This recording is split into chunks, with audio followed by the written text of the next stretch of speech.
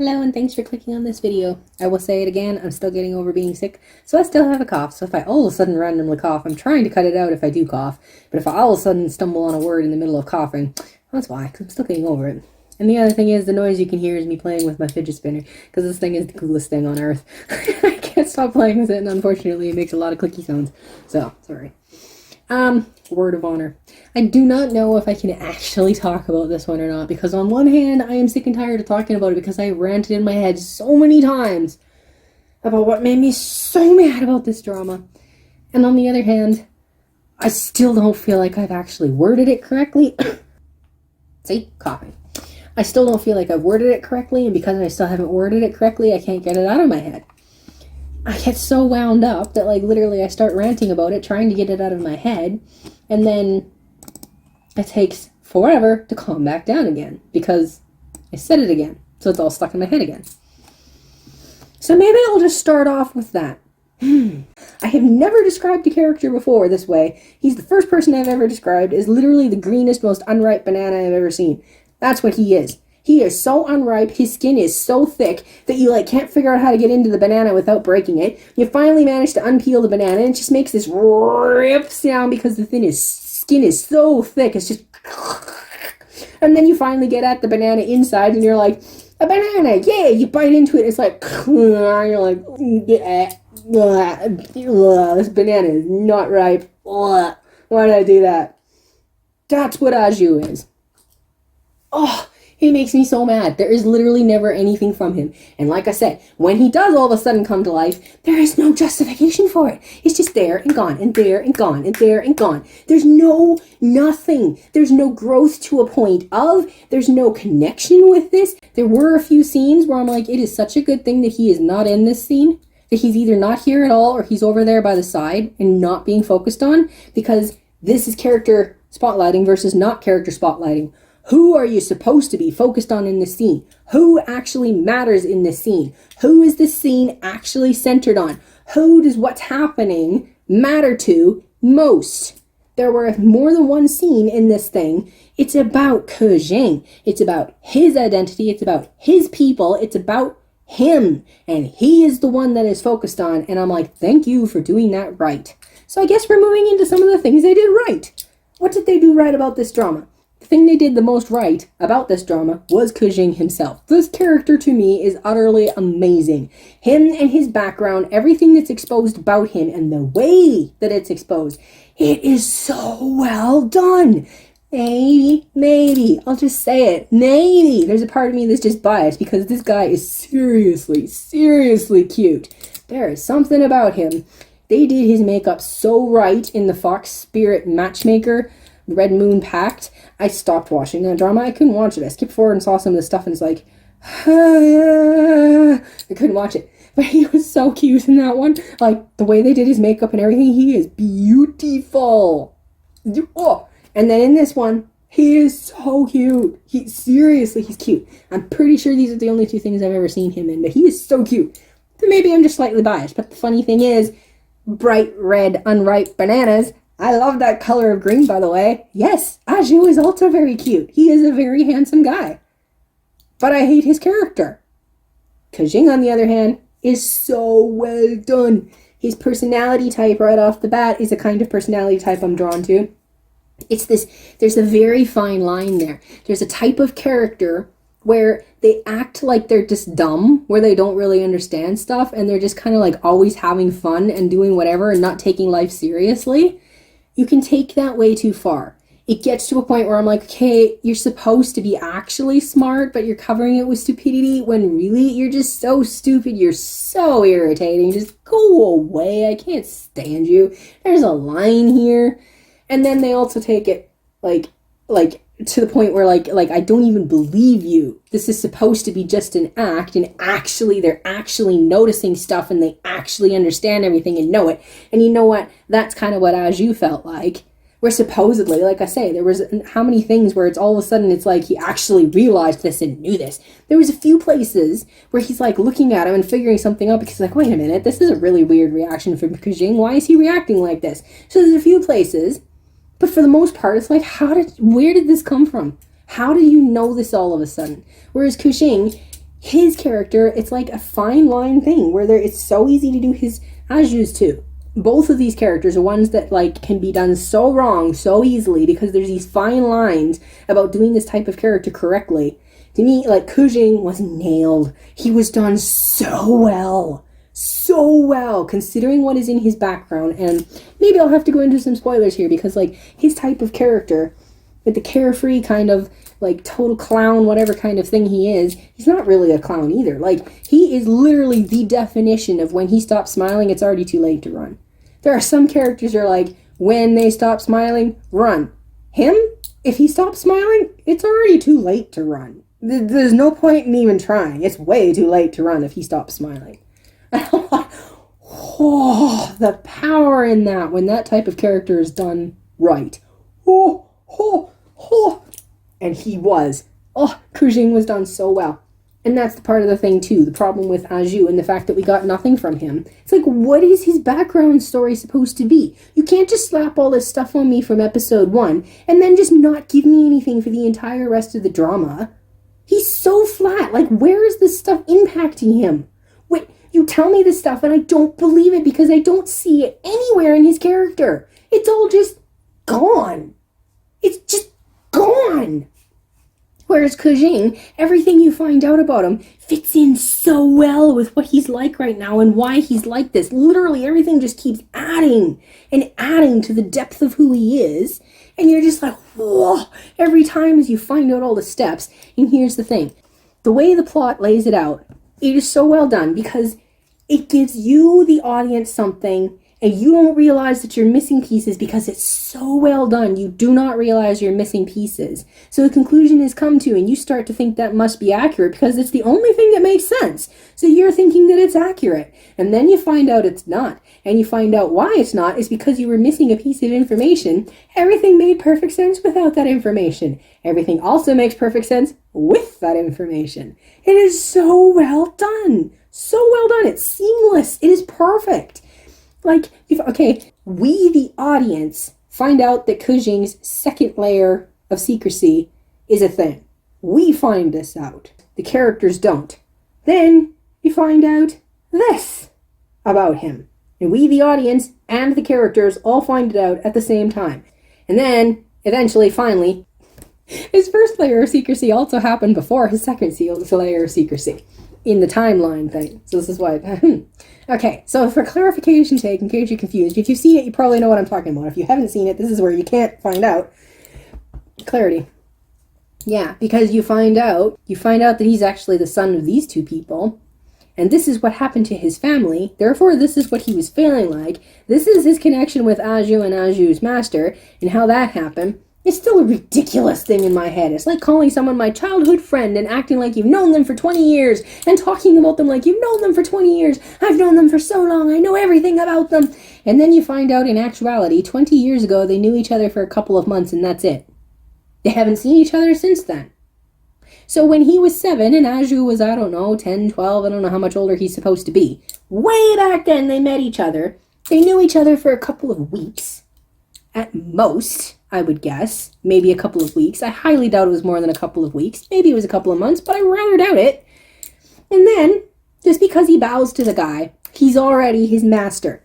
This is how Qiling is supposed to be Aju's junior. This is it. Literally all he did was bow to the guy. He was literally just in name. Even Aju admits, it's only in name. He's only the master in name. He was never actually his master. He never taught him anything. He never lived with them. And yet he's his master. He's Aju's junior. Because he bowed to the guy and the guy was going to come back and get him eventually and then it didn't work out to come get him.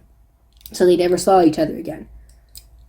It is insane to me that they value these things that much.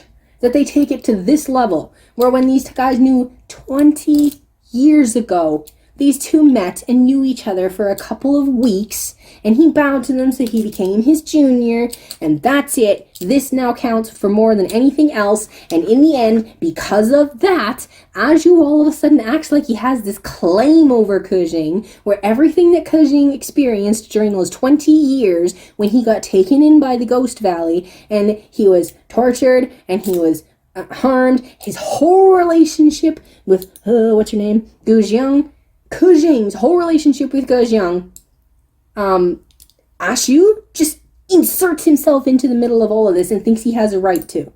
Yes, all of the experiences you've been through in life, I was there with you because I'm your senior. Yes, I totally 100% understand and get it. It was like I was there and suffered too. It's all on my shoulders. I carry it with you. No, you don't, Aju. You have no idea what it was like for him. None. As a child, Aju acts, here I have to go again, rant on Aju again.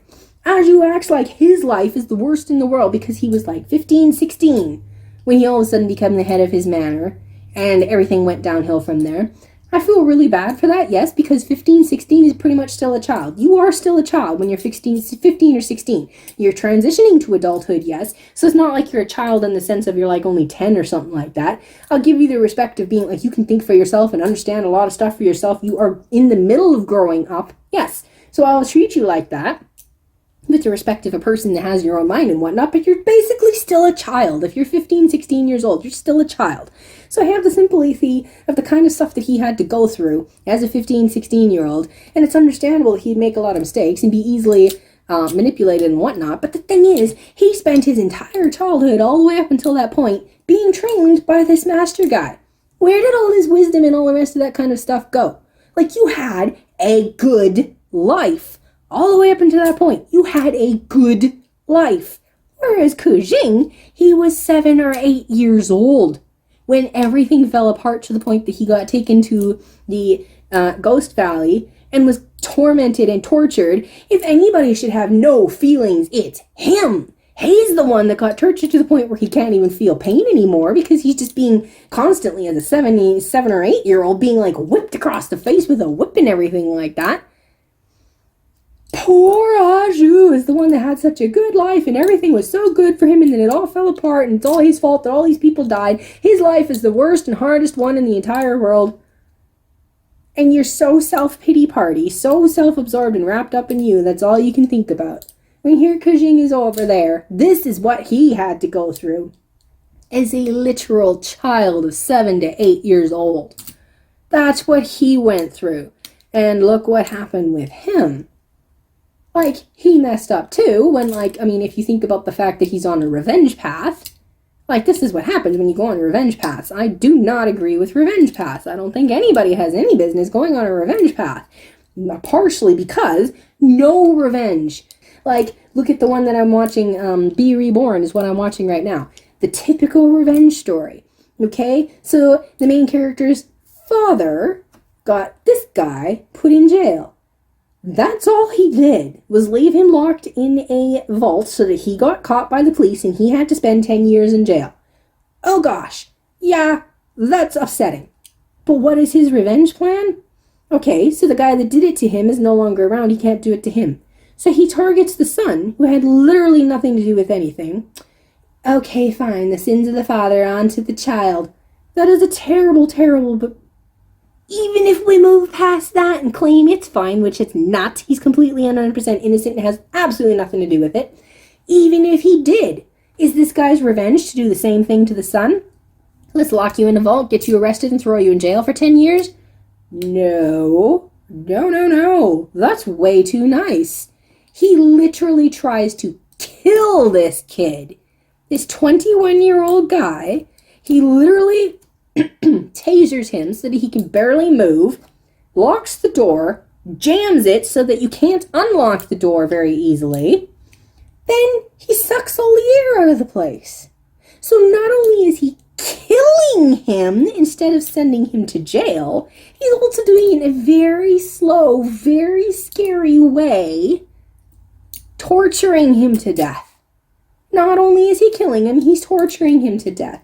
All because the guy's father had him thrown in jail for 10 years. This is what revenge stories typically do. They take it way beyond anything justified. And this is the thing with Qiling. He branched it out, but the thing is, as much as he is eaten up by revenge and all the rest of this stuff, which is a really bad idea, the thing is, that's the type of character that Qiling is. That's just how intelligent he really is. Despite the fact that he's being eaten up by revenge and acting like that's the only thing that matters, even him, like, instantly, when he sees innocent people involved in dying because of this, he himself instantly already feels bad. This is not what he intended, this is not what he wanted, and it upsets him. He recognizes it and knows it already. This is the type of strength that is in Qiling's character. Even when he's wrapped up in revenge, which in a sense is being very self-absorbed, he still recognizes when what he's doing is impacting someone else. He's still trying to keep Qiling safe. He's still trying to protect her and shield her and keep her away from all this stuff because he's like, you are innocent. You shouldn't have anything to do with it. All these other people, I have a right to be mad at them. And he really does. He does have a right to be mad at these people. So it's no wonder that he wants to include these people in his revenge plan and have them pay back for what they did. And yet he recognizes who it has nothing to do with. He's mistaken about some of them because he just automatically assumes they're involved, which is the biggest mistake he did. He thought certain people were involved and he was so wrapped up in revenge that he didn't care whether they were actually, but that's the thing, he does care whether they're actually involved or not, because once you actually break through that, use your brain, Qiling, come on, you can tell, come on. But that's the thing, Aju just falls into this, horribly wallowy, self-pity black hole of abyss of a... You're not doing this for anybody but yourself, Aju. You are totally not. He claims that the 7 nails and stuff is, his way of paying back because, he's so evil, he has to do this in order to pay back, which right on its face is already idiotic. Punishing yourself by harming yourself is your way of paying back for the sins you committed. That's absurd, and yet all of the Chinese people are constantly doing this. It's a stupid way of looking at it that doesn't work like that. If you really want to pay back, you gotta go to the person you wronged and pay them back.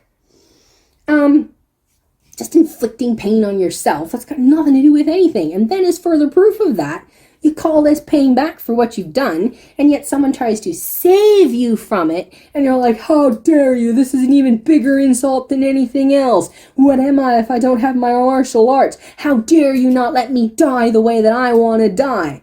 Oh, Aju, you don't even realize how much that just said about you. This is supposed to be a payback thing, and yet if you think that you were really that bad, that you deserve this kind of pain, then maybe you should lose your martial arts and spend 10 years without martial arts. Ever think of that?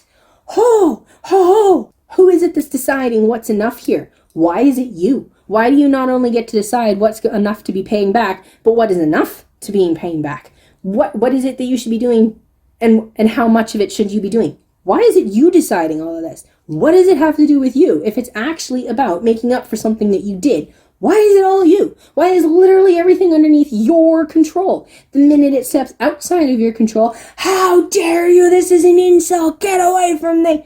Excuse me? Can you hear yourself? 'Cause I can. Qiling and everything about his background, how spread out it was, how it was revealed, when it was revealed, it was utterly amazing.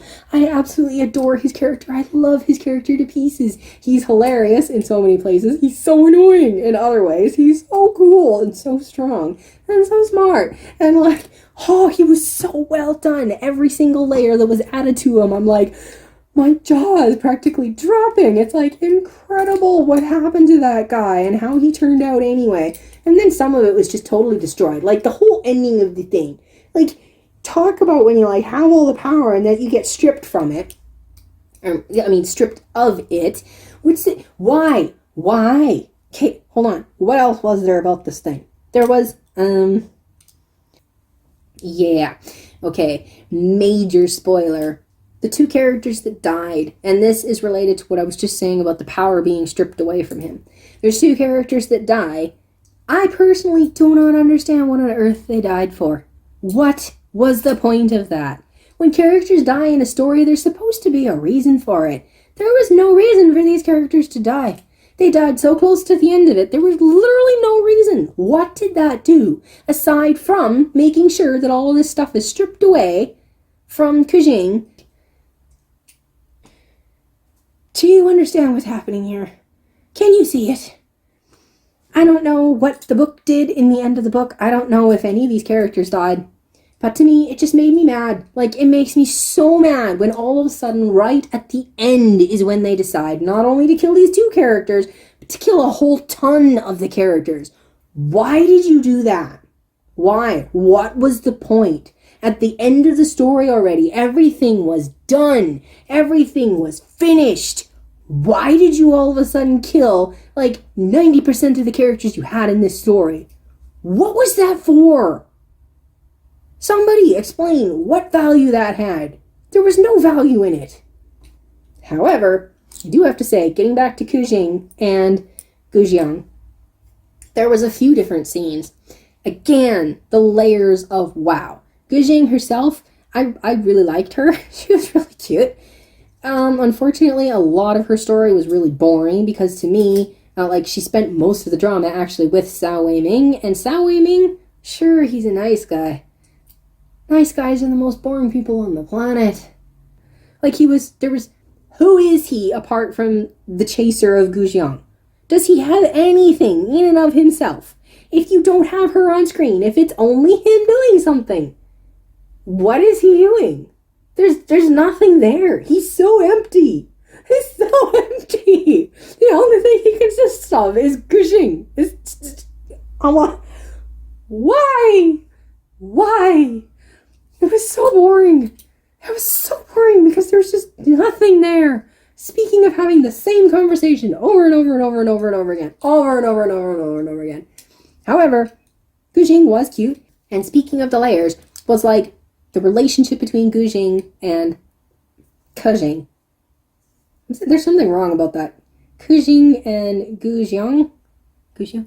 I don't know. I'm sorry. I'm probably saying her name completely wrong because she's got an A in her name and he doesn't. So they're clearly said differently and I can't quite remember now. But the relationship between them and the more it built on that and like the chemistry between these two, the actor and actress of these two, that is chemistry. Ah, but it's like, oh, my heart.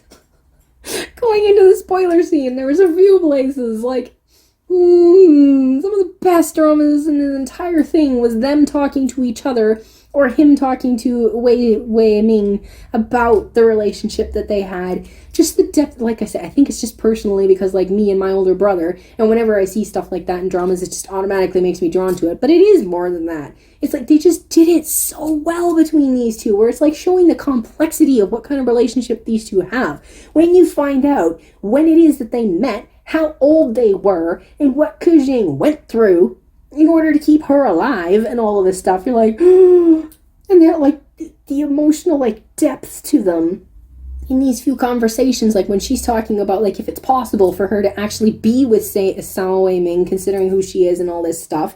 Is that even possible? And like, what would it look like? And how will he react if he finds out? And all this kind of stuff. And that whole conversation. And then him talking to Cao Weiming about it. And then, like, I think there was 1 or 2 other places too. And then the whole spoiler scene that I can't talk about without putting up a whole massive spoiler. But, oh my gosh.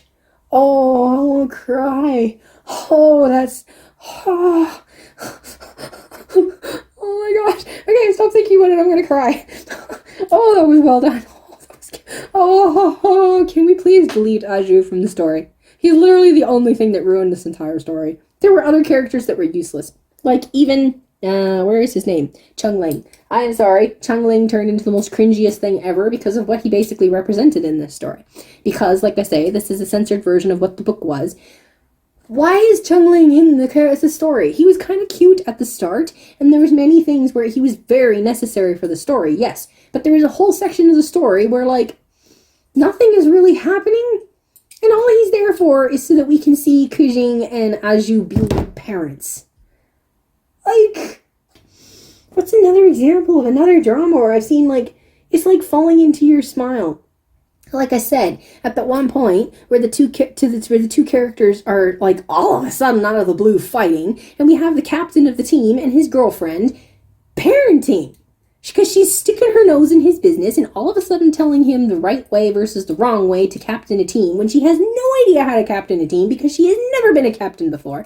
She's just butting in there. It was not cute. It was not funny at all. But it was literally nothing but a parenting tactic where he's like the hard love type and she's the soft love type, and we're like comparing parenting tactics here and what it's like to be a parent. I'm like, this is absurd on its face. And this is the same thing with Qiling. All of these scenes, it pretty much they're parenting scenes, and they were all so cringy and so fake and so absurd.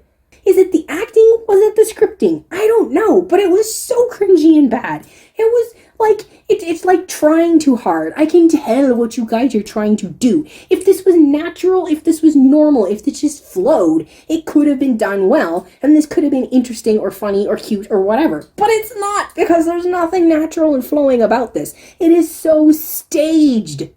So staged. I can see straight through your armor. That's me right now, and every scene was so cringy and so bad because of it. Do you understand what I'm saying here? This is the problem with Aju. I see straight through you. You are so cringy and so fake. Everything about the parenting of Qiling was so cringy and so bad and so fake. It was terrible. So terrible. Especially when you put it up against how well done everything to do with Qiling's whole background story, all of that, and even some of the others. Take Jian Chao, for instance. I already said in my other video, I have a bottom line about stuff. She had an affair with a guy.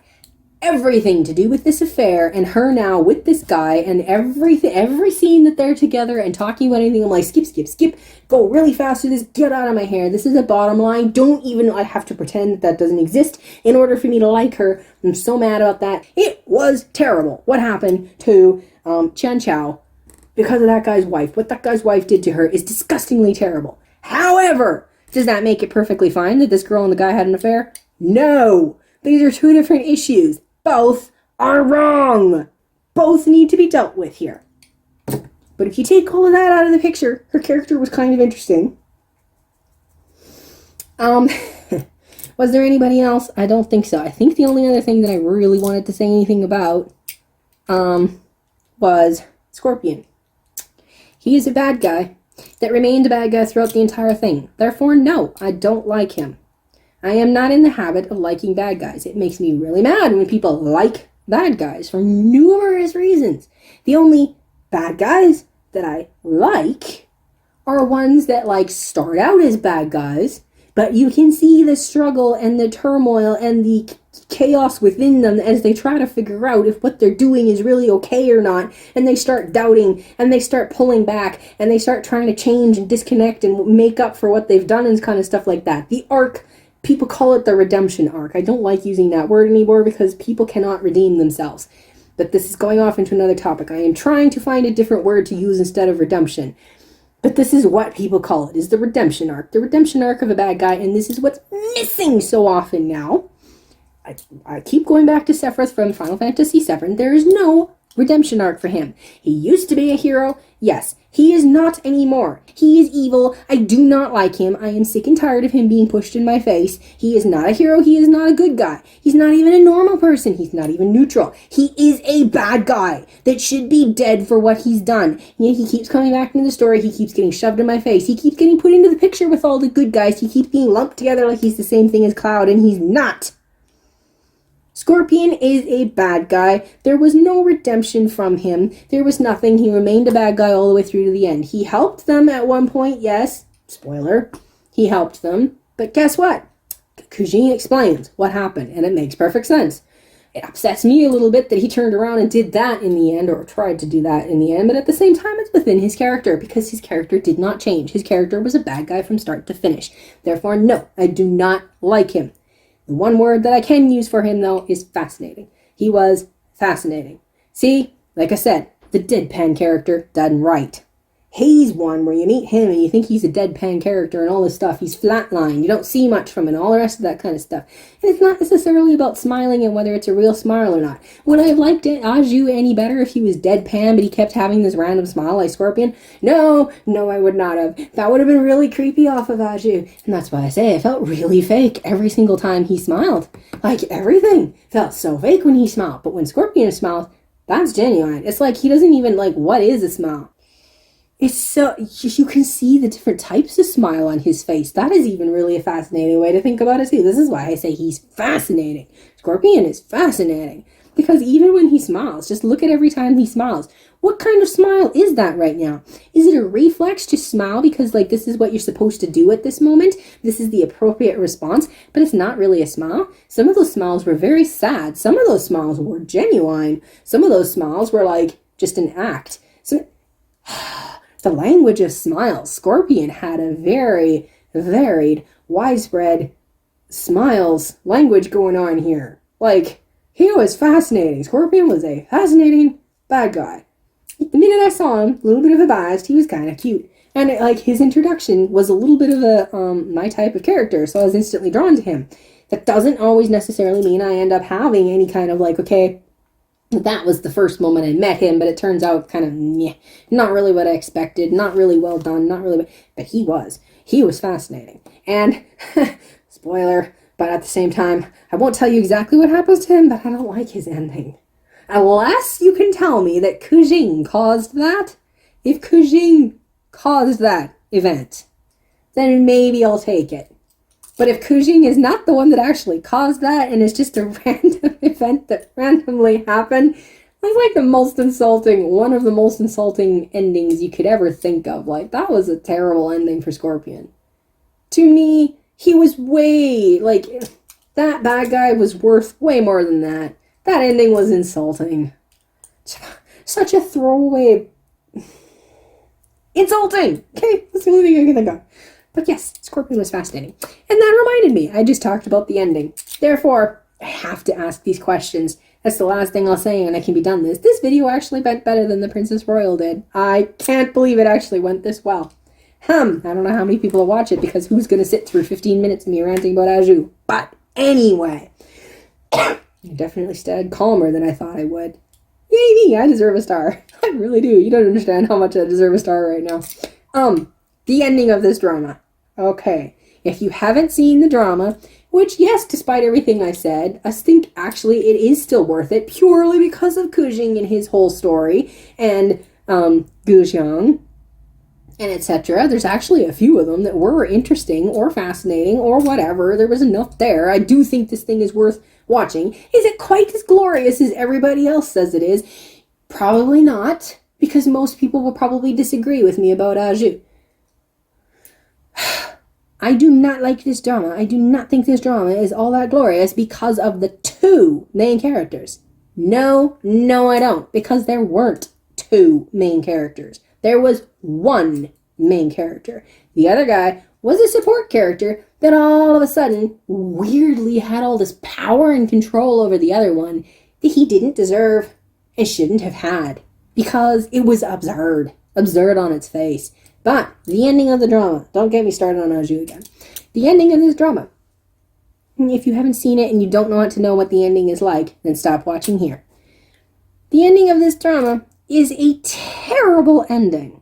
I have been told it's because of the censorship. I have been told there's an episode 37. There's this very, very short little scene that got stuck in there that proves that the ending that you see on, is it Yoku? Yeah, I believe it's Yoku. You can watch this drama on, and on Yoku, they don't have this ending. You can look it up for free on YouTube. Because of censorship, I guess, they're not allowed to put it up where you have to pay for it. You got to get it for free over here under the wire.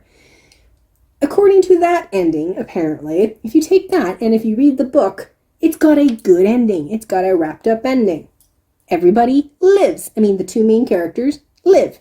In this drama, not only is it incredibly rushed, stuff is skimmed over. Like I say, Scorpion's death was like very insulting because it was just like what? And then you'll hear over there that, yeah, he got buried and stayed buried, so he's dead. And I'm like, what? But then on top of that, it's also kind of like rushed because all of a sudden just whoo, everybody else is gone and there's only the two characters left. And I'm like, okay. So now we're just going with these two here. And then it was weird. It was weird. And then, according to the drama, if you're just watching the drama without that extra ending, according to it, Qiling dies. There are so many reasons why it's a terrible, terrible, terrible, terrible, terrible, terrible, terrible reason that Qiling dies. For one thing, he's the only character that I absolutely flat out adored. For another thing, he died saving the guy that I absolutely hate.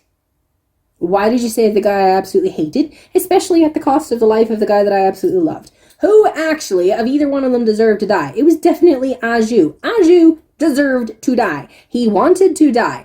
Oh, I changed my mind because now I like you. I don't care. You're the one that brought this on yourself. You did this to yourself. You even find out within the drama, you meet two characters that explicitly lay it out for you, that if he had gone to them any sooner, he would not have had to die. He purposefully did this to himself because he's a self-absorbed, wallowing, self-pity, arrogant.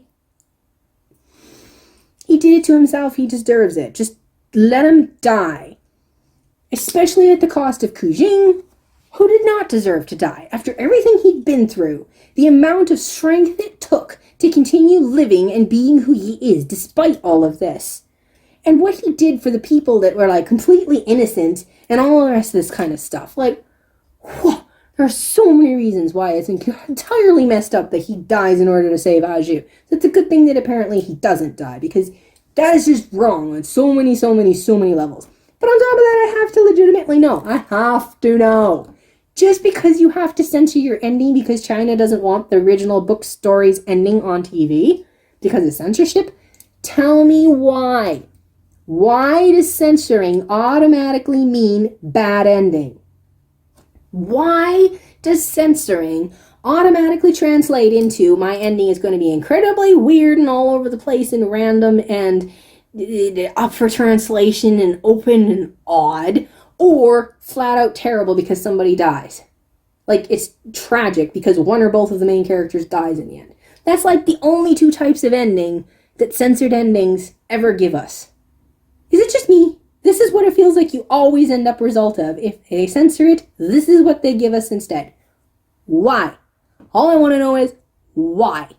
If you have to censor it because you don't want that stuff on TV, this is a whole other discussion whether that should be allowed or not. That's entirely, just put that aside. If you are going to censor it, is nobody in China, tell me, is literally nobody in China capable of writing a whole new good ending for this thing that fits your censorship rules? Or is it that they're not allowed to? Is there another agenda here that is telling us that if you dare to write a story like that, boo-hoo, for some reason we can't censor the books? I don't know why they can't censor their books. Why are books like that even allowed to be published? If they're not allowed on TV, why are they allowed in book format? But if they're allowed in book format, we're going to punish you by, okay, we'll let you have it on TV, but we're going to purposefully give it a horrible ending. Why? Is that what you're doing? Are you doing this on purpose? Why? What's your agenda to give these things such horrible endings? Because it seems like they always have horrible endings. Explain. Explain. I need to know. I seriously need to know. Explain this to me. And there you go. I think I'm done. I can't think of anything else to say, and it has been an hour. A whole hour that I talked about this. It's also kind of really annoying, by the way, when people take too much responsibility for something. When Qiling came up with the plan to put all those fake glazed armor pieces out there, for one thing, I lost track of who had what. When he put all the fake ones out there, did he also put the real one out there? I thought, or assumed, maybe it was just assumed, I thought he kept the original piece and spread all the fake ones out there. But it seems he must have put the real one out there as well, because in the end, maybe I shouldn't tell you, sorry, whoever it is that ended up having that original piece, how did they get it? I thought even Aju said that he had a fake piece, and yet all of a sudden at the end of the drama, apparently he's got the real one. I thought you said he had a fake one. If that's the real one, how did he get the real one? And why did you say he had a fake one if he had the real one? Help! Help! Okay. Anyway, I was trying to say, yes,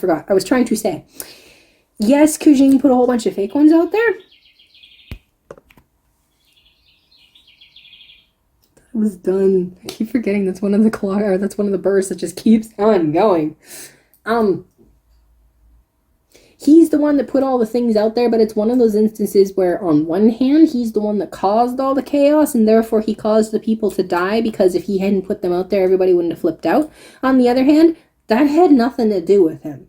These arrogant, greedy people would have done that regardless of what happened, even if there was only one piece, the real piece, even if it was the only one that was all of a sudden out there. They would have done this anyway, because they're all arrogant, greedy. That is what the martial arts world is. End of story. This is why I cannot stand the martial arts world. Every single one of them is beyond description arrogant, and every single one of them is greedy and power-hungry and self-absorbed. I hate the martial arts world. I can't stand it. That is what they're like. They would have done that anyway. It's not because of you that all these people died. Not really. In a sort of kind of sense it is, because he did instigate stuff. He added some logs to the fire, but you know what? That fire was already burning. It was not him that made it burn out of control. If you want some more logs, they're over there. Everybody else actively went over there and grabbed the logs. He did not put the logs on the fire. They made the fire burn out of control. So for Aju to flip out and completely blame him and act like it's entirely his fault that those 4 people died, tell me, explain to me how you get away with doing that. How do you put all of that on Qiling shoulders? Qiling himself put it on his own shoulders, which I think is crazy, he shouldn't have. And Aju put it all on his shoulders. Tell me why. Why do you get away with doing that? How is that entirely on his shoulders? That is not his fault at all, as far as I'm concerned. Not even remotely his fault. They did not have to get involved in this. They claim they weren't involved in this, and this is why it's 100%. What is it about their story that I'm missing? Because as far as I understood it, now the stupid furnace is coming on. I was supposed to be done. As far as I understood it, they were so completely unrelated, and that's why their death was so tragic, because they're so unrelated. How did they get that piece? Why did they have that piece? Where did they pick it up? Why did they pick it up? Why didn't they just give it to somebody else? How is this Qiling's fault? Did he go and stick it in their pocket? No. They decided to get involved. They picked it up on purpose. How is this Qiling's fault? Anyway. That was just an added whatnot. Now this video is insanely long. I would dearly love to know who actually watched all the way to the end. What are your opinions? Who is your favorite character and why? Was there any character that you hated? Do you understand anything I'm saying? Do you understand why it is that I can't stand Aju? Did I finally manage to explain it properly? Can you see what I'm saying? Did you like this story? Why did you like this story? Anyway, now that I'm all rambly ranty, I want to keep going, but there's literally nothing left to say. I have to stop. Here's my rant. Aju. He is so flat, so fake, and so useless. The only things he does throughout the whole drama is jump to the wrong conclusions, tell people off for getting upset when their secret is exposed, you hypocrite, get saved like a damsel in distress, which makes him mad, and me, what? But him mad because he's so flippin' arrogant, he literally rather die than ask anyone for any kind of help. And somehow I'm supposed to see this like he's noble or like a super manly man. It's not! He's not noble in the slightest for this, and it's not in the slightest bit manly. Or he flies around like a hero and nearly destroys epically set up plots, totally gets in the way and nearly destroys the whole thing because he's so incredibly self-absorbed that he has no concept of someone else being capable of thinking for themselves. He destroyed the story for me. Destroyed it. For the whole thing, up until he found out Qiling's first layer of secrets, he ruined the story. He was ruining the story for me. But then, where did I go? I missed it. Because his introduction promised one thing, and then it dropped off a cliff into oblivion. Because we got literally nothing from him for episodes upon episodes after that. By the time we finally did get anything else about him, it was in episode like 20-something. So we got something in episode 1 and got absolutely nothing until episode 20-something. By the time we did finally get anything more out of him, basically they finished off telling you the story of his junior that died and how the junior actually died. And you know what? 98% of that is stuff that I already knew. And they're presenting it all dramatically like we didn't know anything, and this is as much of a shock and surprise as everything we find about Qiling. And I'm like, it's not. There is literally nothing about him. Nothing. that was like emotionally impactful. Okay, hold on, let me finish this first. Except weird little snippets of moments of, sorry, where was I?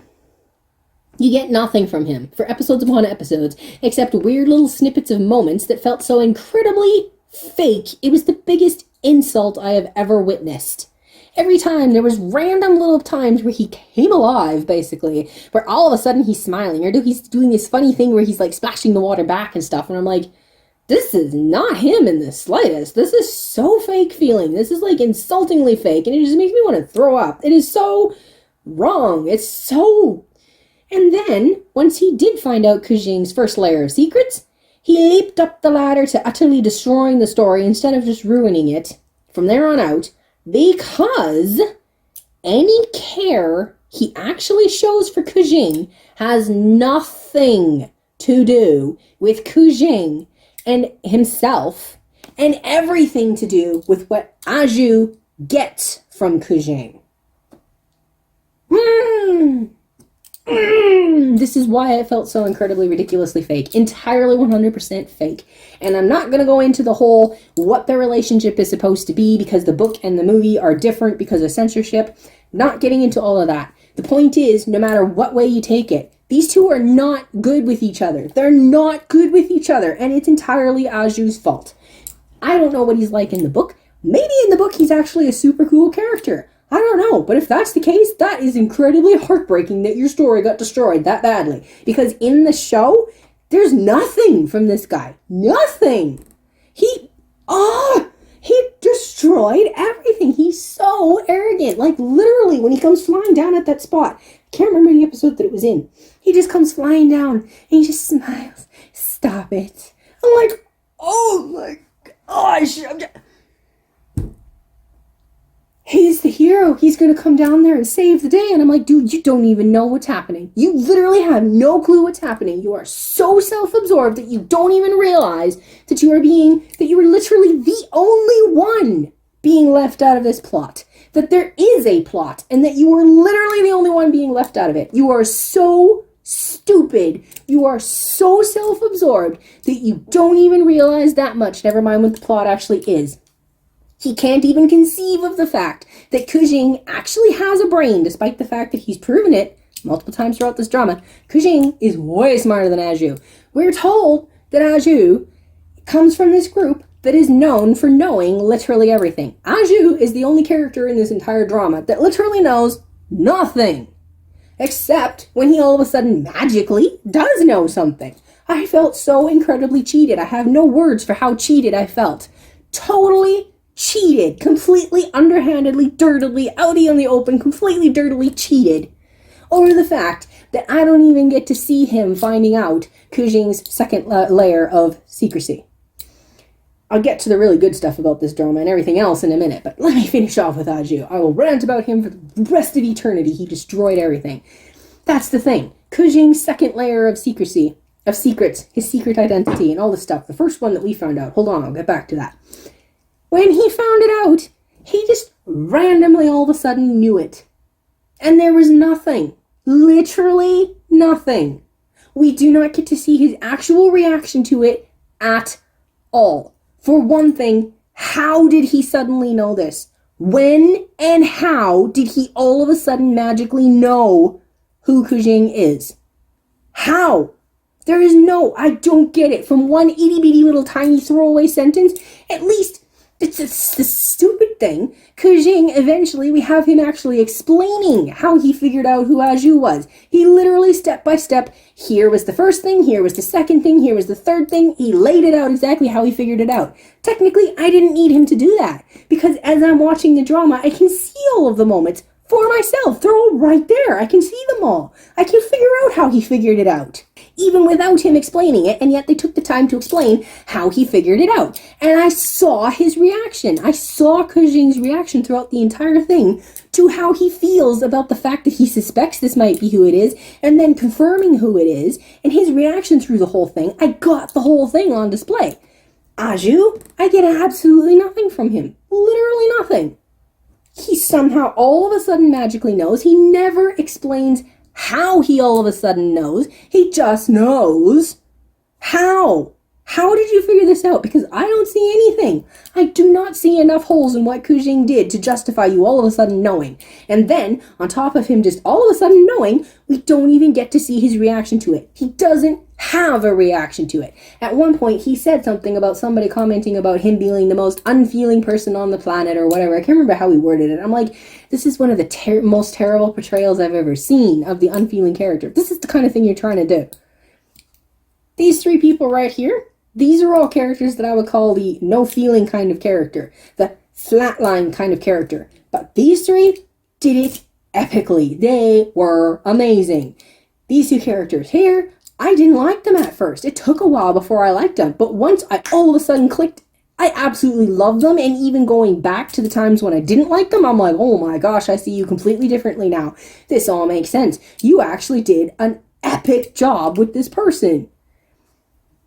Not with Aju. No. No. He is one of the ones, it doesn't matter how many times I watch through this drama, there is nothing there. When there is nothing there, there is literally nothing there. I have never described a character before this way. He's the first person I've ever described as literally the greenest, most unripe banana I've ever seen. That's what he is. He is so unripe, his skin is so thick that you can't figure out how to get into the banana without breaking it. You finally manage to unpeel the banana and it just makes this rip sound because the skin is so thick, it's just... And then you finally get at the banana inside and you're like, a banana, yeah, you bite into it, it's like, you're like, this banana is not ripe. Why did I do that? That's what Aju is. Oh, he makes me so mad. There is literally never anything from him. And like I said, when he does all of a sudden come to life, there is no justification for it. It's just there and gone and there and gone and there and gone. There's nothing. There's no growth to a point of. There's no connection with this. There's no understanding of this. So you're like, oh, this is what he's like when he's alive. Oh, I can see it when he's not too. I thought we were going to. Like I say, we were promised something that we never got with him. Because when you first see him, I'm like, oh, great. He's one of these flatline characters. But then there was these twitches on his face of some kind of emotion, and you can see as he's trying to hide something, and I'm like, oh, actually, maybe he's not. Maybe he will be one of these really well done characters where he's emotionless, but he's actually not. It's the fact that he's suppressing it and all the rest of this stuff. No, that's not what we got. We got something out of him, and then it was gone. There was nothing built on. There was nothing growing. There was nothing. And then all of a sudden at the end, like I say, he did not like Qiling for who Qiling was. Maybe, way near the end of it, you could say maybe he was finally actually understanding who Qiling was as Qiling. I don't really think so, though. Throughout the entire thing, from what I can see, he was rejecting Qiling, except for these weird random moments where they were trying to make some kind of probably reference to the book and what they were actually supposed to be like, but got censored from TV. Like I say, with this washing the rabbits off, there's a couple of I didn't watch it from all of them. I was seeing online where everything got censored. Apparently, if you go to YouTube, you can find the ones where there's a couple of scenes that got cut out, and these are the cute little scenes between them and whatnot. It's not cute to me. The only one I actually saw was the one where they were washing off the rabbits, and I didn't find it cute. It was completely out of the blue. Weird. This is not him. This is just so out there. Yeah, it made me so uncomfortable because it's not him. It's not correct timing. It's not what he'd do at that moment. It's just not right. It's not there. There is literally no chemistry here from Qiling. It was there was so much life in that character. He's utterly amazing. I want to get to him, but oh my gosh, I told you I could go on forever about Aju. I'm trying to explain what is going on. It made me so mad. What was it that I was in the middle of saying? Was there something? I was trying to finish off before I moved on to somebody else. What he got out of Qiling. Literally, he finds out that he's... Hold on. The first layer, I'm just going to keep calling him the first layer and second layer of identity, and I'll explain what I mean by that. I'm trying not to give it away, but at the same time, because it was so brilliantly done, you don't want the spoilers given away, because they are so brilliantly handled. I'll get back to it in a second. Aju is literally the only disappointing thing. Not the only. He is the biggest disappointing thing about this drama. There's 3 things that disappointed me or made me upset or whatever, really, besides the fact that there's way too many characters, way too many I could not care less about, and we have to spend so much time with them because there are literally way too many characters. Aside from that, there's only 3 things that I actually really didn't like about the drama. Aju is the biggest one of them. Was it? With Qiling. Literally, he finds out his first layer of identity, and that is all of a sudden the big one that matters. Because of who he is, not because of who Qiling is. Because of this over here, all of a sudden it's like Aju's like, oh, my redemption! I can totally, all is not lost. I'm still the king of the castle. Yes! That's what I got out of it. That's what mattered to him. If that layer hadn't been there, if that's not who Qiling was, if that was not there at all, would they have had any kind of actual relationship? Would he ever have actually gotten to the point of caring about Qiling the way that Qiling cared about Aju? You know what? I'm going to have to move on. I think... Do you get what I'm saying with Aju? Do you understand at all? This is not just me, I swear. There is something wrong with this character. He's just so badly done, and I have no idea whose fault it is, and I don't want to be like railing against, I don't want to claim that it's the actor himself just doing a really bad job of acting. I don't know. Unfortunately, it probably is his acting was part of it, but that definitely wasn't all of it, and I don't want to be attacking people just because I'm mad here. So, like, I'm not attacking him. I'm trying so hard not to attack just because I'm mad, because I don't do that. This character was not handled right. I don't know if this is what he was also like in the book. He's so useless. He's so fake. He's so flat. Get back to what makes him useless. What does he actually do in this drama? What does he actually do? The only actual, real, important, useful things that he does within this drama, there's like maybe 3 or 4 times in this drama where he actually does something to help Qiling. Maybe. But even those 3 or 4 times, I would have to watch it again and see, is there anything that his character did that literally nobody else could have done? I don't think so. There might have been a couple of places. There might have been up to 4 places. Maybe there were places where he did something that nobody else could have done. But overall, in the end, no, actually. I don't think there's really anything, nothing really significant or big that he himself did that nobody else could have done. That's why I'm calling him entirely useless. He is so useless, it's not even funny. He's one of the most useless characters I've ever seen. Considering the fact that he's supposed to be one of the main characters, like literally 2 main characters in this drama. And he is so useless, he's barely even a support character. There were even places in this drama, getting back to spotlighting and whether it's spotlighting or not, there's perhaps a couple of these places in this drama where he was kind of deleted from a scene where it's like, it's a little weird that he's not more shown in this scene. It's a little weird, considering he's supposed to be the main character, one of the main characters. But on the other hand, there were a few scenes where I'm like, it is such a good thing that he is not in this scene, that he's either not here at all or he's over there by the side and not being focused on, because this is character spotlighting versus not character spotlighting. Who are you supposed to be focused on in this scene? Who actually matters in this scene? Who is this scene actually centered on?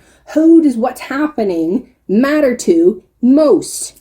There were more than one scene in this thing. It's about Qiling. It's about his identity. It's about his people. It's about him. And he is the one that is focused on. And I'm like, thank you for doing that right. Thanks for watching this video. If you did watch it, let me know what you think in the comments below. Bye.